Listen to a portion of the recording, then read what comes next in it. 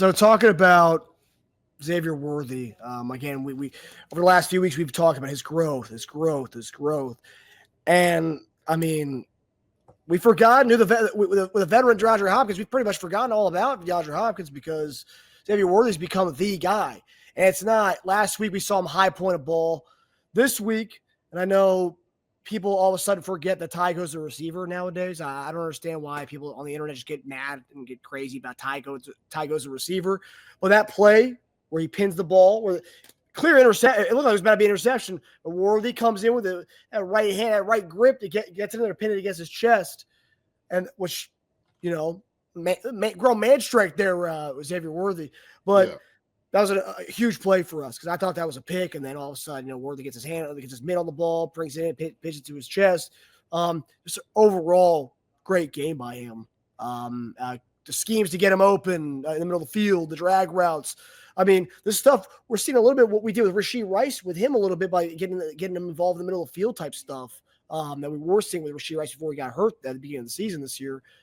Just utilizing him in every facet of the game, whereas a lot of people said wrote him off to be a gadget player. It's like, well, you've been watching football over the last 4 weeks. He's not a gadget player at all. He's legit. And just talking about his growth and what we saw over this game today and the biggest game of his career. The college football semifinals last year, this now AFC Championship game, Mahomes versus Allen. What did you guys make of Xavier Worthy? What have you just overall, just his growth and each week, just seeing him mature. Man, I mean, you love to see a guy turn into what you thought he was going to be. And as long as he keeps ascending, getting better and growing, he's going to be a star in this league. And what we're able to do is we're able to utilize all his talents to the best of our ability. We've seen things coming from him that I didn't even know he had. Like him being able to go up and just go get balls. I'm like, man, he has no fear going up and challenging. I think it's probably one of the things, the most shocking thing is sometimes as rookies, you get a little hesitant on some of those balls. Sometimes you try to knock it down. Sometimes guys don't even go up and try to go get it. Xavier Worthy feels like the ball's close to him. He's going to have a chance and opportunity to make the play. And that, to me, is a signal of greatness. It really is. Because he wants the ball in his hand. So now, hey, man, you ain't a rookie anymore. You got enough games under your belt. You got guys who've been talking to you. You've been growing and getting better each and every week. And the greatest thing for a guy to have is confidence. And he's playing with confidence. So you're out there playing with confidence like he is, man. It's hard to stop a guy like him. And I love it because he plays faster. He's a fast guy. But because he's young, he might be a little cautious in his speed. Now he's just playing fast. He's just playing ball. He's juking moves and stuff like that. I was like, okay, look at Xavier.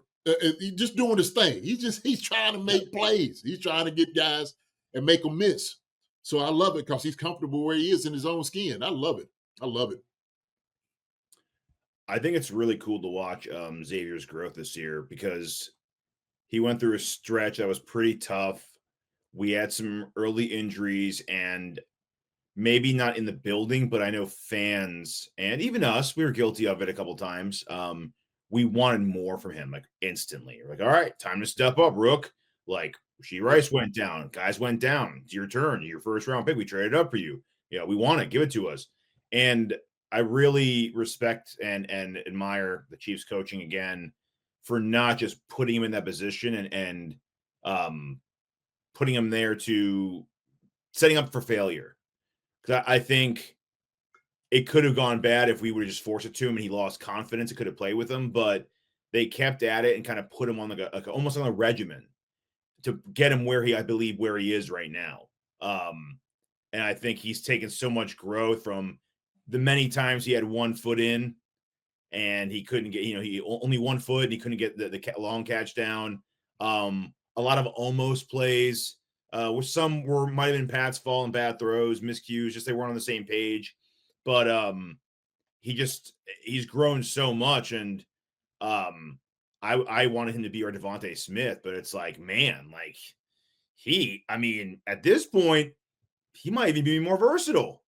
I mean, he's had how many games with at least like 10 plus yards rushing in a game off one or two carries? 1, 2, 3, 4, 5, 6 this year.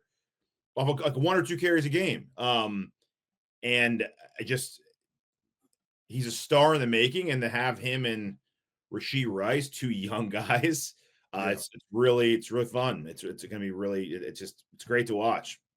But I think that's why we're so heavy on him, is because not just his speed, but also too because the offense was really tailored to what he does really well. And for them to see that, like, man, this guy can do reverses, hand the ball off, quick little slants, maybe throw some balls up to him. They were able to see all those things in him. And it takes that. But somebody said this up here, and I do agree with it. It took a veteran like D-Hop to come here to help unlock that. Because at the very beginning, and I'm going to tell you this, just from playing, when you do have success, you got to start believing it. But it does take vets to help you out to get to that place too. Okay, so sometimes you question how good you are when you're playing guys. You got to do all those different things, and it takes vets around like, hey man, like, look, just do it this way. You're gonna be fine. Everything's gonna be good. Because it does take it. But D-Hop, without a doubt, has helped him out tremendously, and also too, he has been there eating everything up. He's been trying to, give me more. What else do I need to do? What do you think about this? And D-Hop, he's wearing me out. But he says, I see a lot of him, a lot of me in him. And so for D-Hop, he sees his greatness. He sees what he can develop. And he's like, man, this is the next class of receivers. That's what I want to do. So D-Hop. And Hollywood's return. And Hollywood's return as well. His 3 best games have been since Hollywood's come back, actually. 3 out of his 4 best games. Since Hollywood's been back, 7 for 65 and a touchdown, 8 for 79 and a touchdown, and then today 6 for 85 and a touchdown, not including about 36 rushing yards in those games total. So I mean, it's and that just shows you too, because a part of him was thinking like, oh man, I'm not playing like a first round pick. They're bringing D-Hop in now. Like when Hollywood comes back, I'm just going to take a seat. But they actually put more on him when those guys when everyone was there. He's gotten more, and to him, he's like, damn, dude, these guys are legit. Like that's a legit threat in the NFL established, and that's like a borderline or Hall of Fame receiver. And I'm the guy, like they're running the offense through me. Like it's not about I'm only getting this opportunity because everyone's gone. I'm getting this opportunity because I've earned it. And I'm that guy. Absolutely. Right? But I'm sure they reinforcing how good he is. Like you can play in here. You can play right here with D-Hop and Hollywood. Yeah, absolutely. This ball's going to you, Xavier. Huh? What? I got D-Hop, Juju, and Hollywood. Yeah. We are giving the ball to you though. Why? Because we believe you can do it. Yeah. And so when a coach has confidence in you, man, it speaks volumes on more so than anything else you could possibly do out there is when you have belief in the players around you, the coaches around you, and you're sitting there saying, like you said, run some of the offense through you. We're giving you looks, we're giving you shots because we know you can do it. Okay. We're dialing your number up. So yeah, man, that's it's so important for a young guy coming into the NFL about how you fit and how good can you be. And he's been able to show that. He's been able to show that. I remember at the first of the season when he kind of got hurt, a little banged up a little bit, and they were like, "Hey man, you ain't got time to be hurt. Get up and get back in there. We ain't doing this. You ain't at Texas. This ain't college. Get up, get back in there. Okay, do it all over again." So sometimes it takes that. It's like, when your mom was first walking and you get down, you fall down, now get up, you can walk, come on, come to me, you got it. And now all of a sudden, the sucker's running. Like Xavier Worthy's running now. I love seeing it. It's awesome. It kind of, his great game kind of highlights kind of a theme, like an underlying theme within this game. Xavier Worthy. Elam getting beat. Well, I'm going to get to that. I'm going to connect the dots to that. But Xavier Worthy, we traded from our pick to the Bills spot to draft Xavier Worthy. Bills trade back. They get Keon Coleman. So there you go. There's one example of that. So thank you, Bills, for Xavier Worthy. Then obviously Patrick Mahomes, the big trade that we traded up with the Bills to get Patrick Mahomes. Thanks again, Bills. And then a couple of years ago, we traded ahead of the Bills to draft Trent McDuffie. Yep. We leapfrogged the Bills to draft Trent McDuffie, and they ended up drafting Kadir Elam, who was a big part of our offensive strategy today. We looked for number 5 all game long and targeted the heck out of him, whether it was D-Hop on him, whether it was Juju on him, whether it was Hollywood on him, whether it was Xavier Worthy on him. We were going at Kadir Elam. So the Bills have been helping us along the way. So he was one of the best players on our team. He was like our version of Mark Andrews this game. So I thought that was a nice, interesting thing, and also too, D-Hop. Hey man, nothing worse than Romo and Nance were slaughtering that poor kid today. Even I felt bad. I was like, man, I feel bad, but throw it at him again. It was like because they were like circling him and doing the Madden pow. They were doing all. I was like, man, they are between Mahomes and Romo. Wink, wink. Yeah, bullying, man. It should be like a bullying PSA after this. Jeez. But kudos to Juju. I know a lot of people had said Juju was washed and done. Juju, while he didn't look like a burner, he hasn't really been a burner his entire career. But he looked fantastic tonight. I mean, catching the balls he's supposed to get and getting 2 catches for 60-something yards tonight. I mean, hey, we haven't seen him do anything since that Saints game, but he came out tonight and dominated when he was called upon. And I think that's his legs up for the past couple months after that game. Well, his hammy's been hurt since that game. Yeah. Well, I think the false narrative is that you need just your number one receiver to do it all, and what the Chiefs always show is Patrick facilitates to 7, 8 guys a game. That's what he does. And any given week, it could be any guy that beats you. And so this week, Juju got some looks, did a great job getting open, catching the football. We knew that Juju was a good receiver. That's why we brought him here. We brought him back. We go back to just a few years ago, he caught 70-some balls, almost 80 balls in the year. So, and we won the Super Bowl.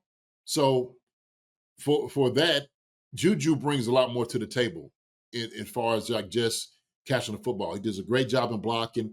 He understands where to be on the field. That is a savvy vet that you need, especially in a room with young guys. That was another reason we brought him back. Him and D-Hop, having those guys in there are vital to our success, especially for the young guys. We would talk about Rashid Rice and Xavier Worthy, those guys, right? What does it do for a guy like Remigio to be in the room with those guys? I mean, 100%. Come on, man. I think we don't. We always look for the number one receivers, Devontae Adams and Justin Jefferson and that. Okay, well, we got 4 or 5 guys hit you over the head, right? And 2 great tight ends. So that's what they do best. Pat gets the ball to the guys who's open. Guys is going to beat you.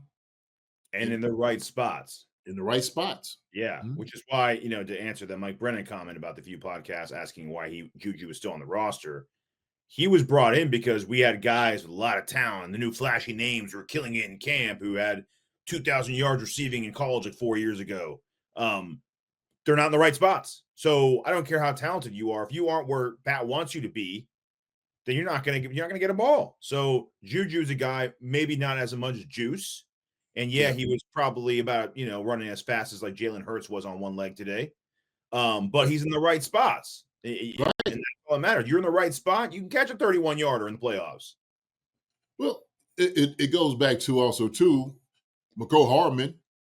He comes in, gets hurt last year, and wins the Super Bowl for us. Yeah. All of a sudden, he's the hero.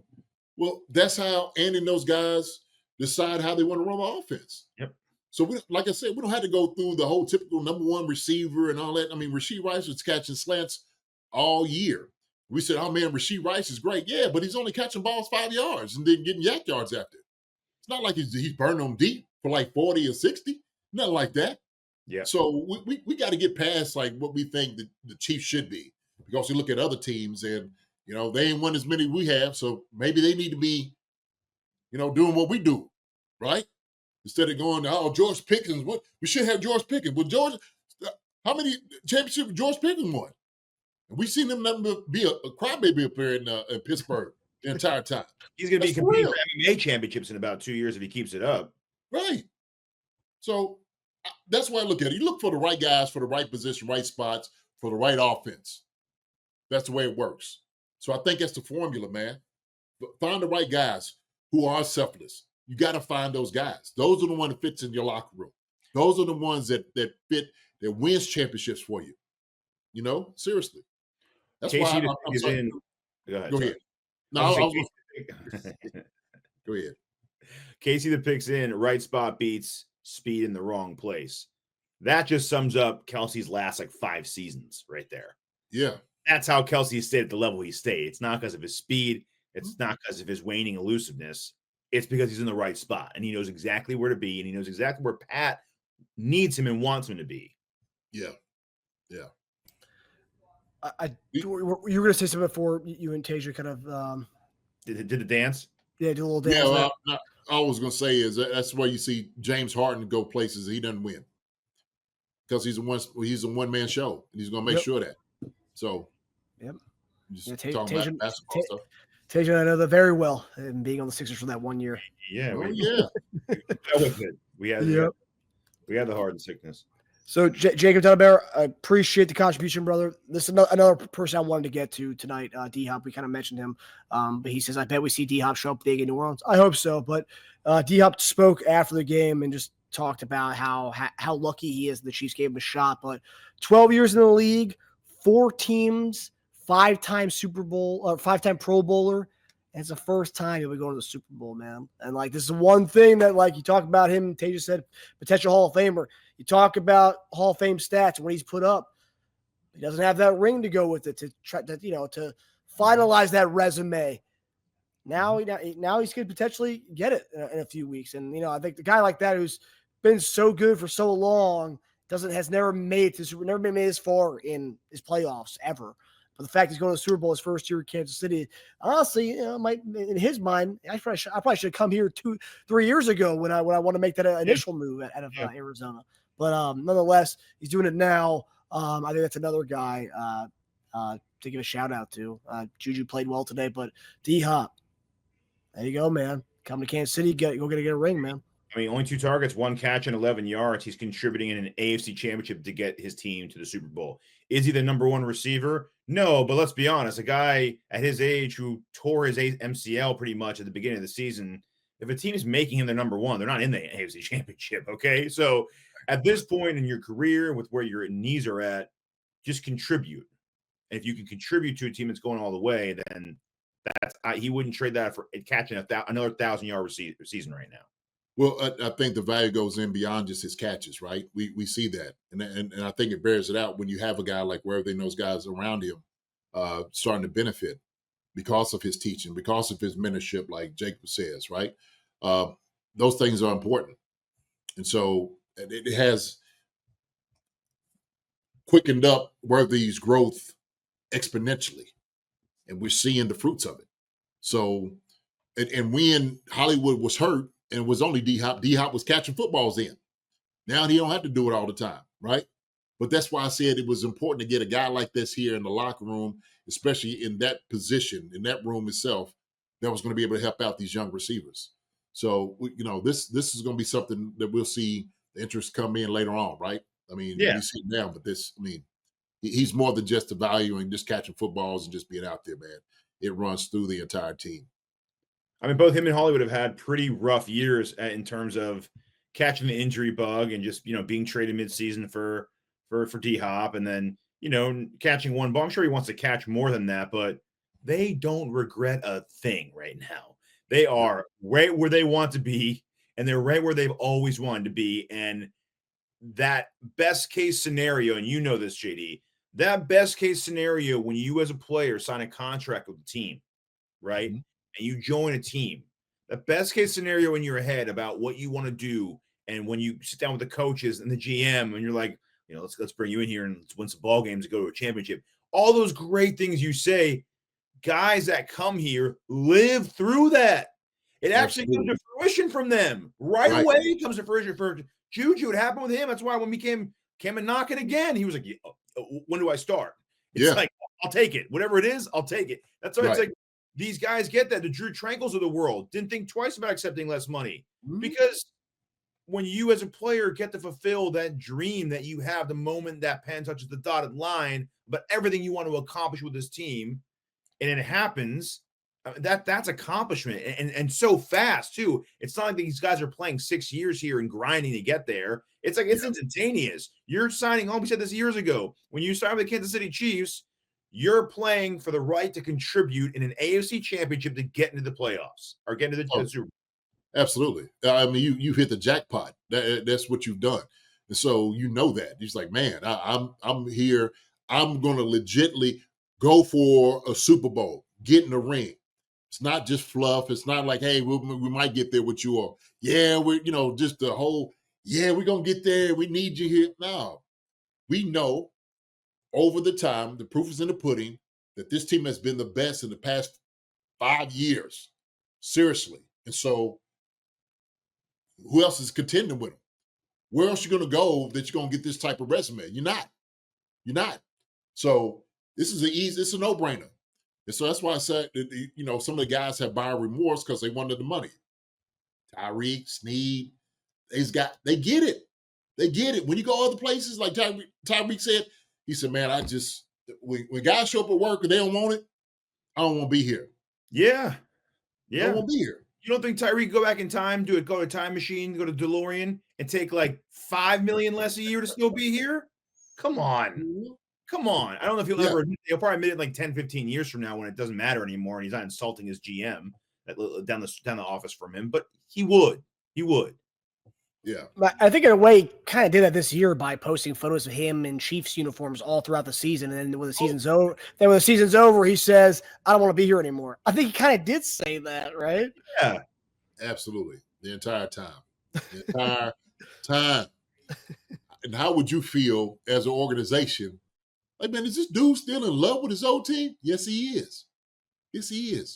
So if you're in a relationship with your gal and she keeps talking about her old boyfriend, there's some problems there. All of a sudden there's pictures and she's reminiscing like, JD used to do this to me and stuff like that. See, I was always at Sweet when they would.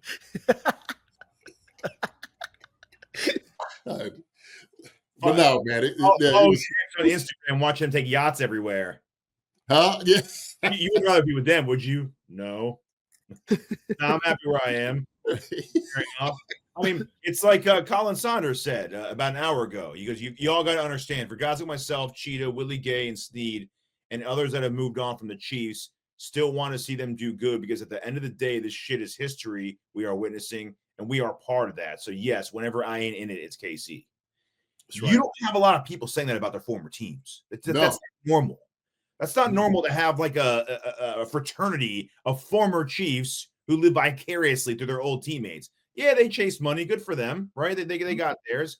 I think Tyreek's is a little different because it's not like he was, chasing like a bag that was much larger than his old one. We were giving him close to that money. So I don't, that his is probably a little burns more than theirs because they all chase the highest bid and they're not getting 120 mil from a team, right? Those guys right.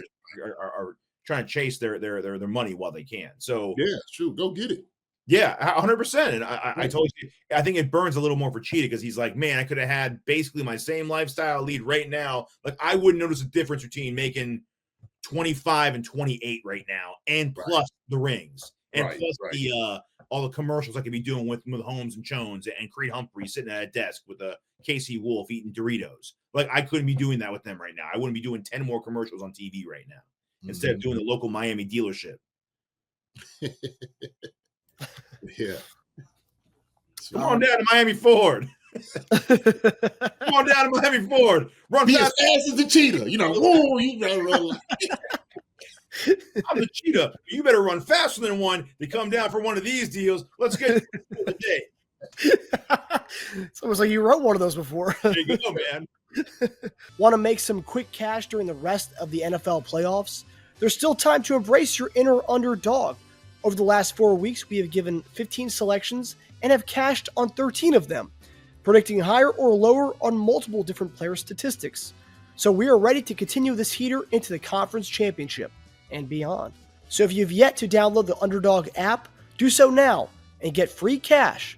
Click the link in the description or use promo code CHIEFCONCERNS, that's one word, to claim your free pick plus first-time deposit offer up to $1,000 in bonus cash. It's conference championship weekend, so let's continue to keep the good vibes in 2025. Keep talking about this guy, man. I want to say this kid, but he's grown up right in front of our eyes. Didn't know what he was going to be able to give for this season, but I could tell he had it in him, and I'm so glad that we got him after watching his tape and his film in Texas, what he's able to do. And you could just see the possibilities with a guy like this. It was good that we was able to get some veterans here around him to help him in his growth and ascension to where he has been and what he's become. But what he's been able to do out on the field, that's all him and his ability. And that is Xavier Worthy. He's just been out there, man, and just making plays. He's a playmaker. And he loves having the ball in his hands. And I love getting the ball in his hands. I love seeing it. And I can see that he's comfortable now being a superstar. So Xavier Worthy, man, shout out to him because he's electric. He showed his elusiveness yesterday. He was showing his speed. And when a guy is not thinking as much and he can play fast, which he's probably the fastest player in the league, you can see how dangerous he is. You can see how dangerous he is. And man, incredible job. Talked about our guy Juju. Incredible job with Juju. Came back, coming out like the Undertaker, rising back up, catching a couple footballs, getting up the field. He made 2 huge plays and some great blocks. Juju did a hell of a job yesterday. That's the reason we brought a guy like Juju back. So I know everybody was talking about all these other channels and stuff. What is Juju doing for us? And this is exactly why you do that. This is exactly why you don't give up on guys, okay? That some people always just look at the numbers, but it's more than that. And Juju is a living testament for what this means. That's why you don't give up on guys. That's why you just don't throw guys away and say, okay, well, he ain't catching 10, 11 balls for every game. That's not his role. He's a role player, and he understands what his role is. And that's what I love about it, okay? Because it's a team sport. He's doing what he's being asked to do, and then some. So shout out to him, Juju Smith-Schuster, okay? Shout out to him. Amazing job. Hollywood Brown, God, dog, man, seeing that joker catch the football in RPOs. Should have caught that one deep. I thought he had that one, man. Maybe give him a little bit more. Would have got him open. But I same thing, see the possibility with Hollywood Brown. Love to get him back again, Marcus. I agree with you. Man. Yeah. Kelsey came in, well, with the tight ends later. But DeAndre Hopkins, 1 for 11. Same thing with D-Hop. Almost had a good throw right there on the goal line to get a score. Didn't quite get to make it. But all those guys, Justin Watson, 2-point conversion, everybody came in and they contributed to this win. Bravo, wide receivers, and they blocked their tails off. So the wide receivers did a great job, man. I'm going to give these guys for what they did, what they gave. I'm going to give them an A. I'm giving them an A. A minus, actually. A minus is what I'm giving them. Yeah. And then for those of you who didn't watch the game yesterday, that still image right there, Xavier Worthy came down with that ball. Yeah. Mm-hmm. Yeah. Yeah. So collectively, go ahead. I was to say, I mean, you hit the nail on the nose last year when people were dogging Sky Moore and MVS, and you're like, well, actually, look at what these guys are doing blocking the on the outsides. People just want to look at the box score and see what guys are doing as far as numbers wise, right? How many stats, how many catches you got, how many yards you got. That's fine and all, but there's more to it than that. And like Juju, you've been saying for kind of weeks that what Juju's doing on the edge is allowing us to, get, some of these plays, some of these quick screen plays, allowing them to kind of to spring forward for many yards and allowing us to get to this next level when we're running the ball. And Juju's been a real big help out on the edges. Yeah. Absolutely. And you could see that. Matter of fact, that one where the Pacheco and Patrick fumble, he was going out to it was a planned run or planned play to Noah Gray in the flat, because the wide receiver was already blocking to get Noah the ball and get up the field. So that'd have been a big play, because the linebacker that was covering him was going to get caught inside and get mixed up in all of that, uh, the all the muddled stuff, right? So Richard Jaramillo, Dunn cracks me up. Good. I'm glad you enjoyed it. That's what we do here. Ball talk with some levity in there. Yeah, absolutely. Yeah, I'm gonna give you the real now. I'll give you the real. But hi, everybody. Thanks for watching. Subscribe here to get the latest from the show. Also, be sure to check out the best clips from Chief Concerns. And if you prefer to listen to the show, subscribe and follow us on Apple Podcasts, Spotify, and anywhere else you get your podcasts.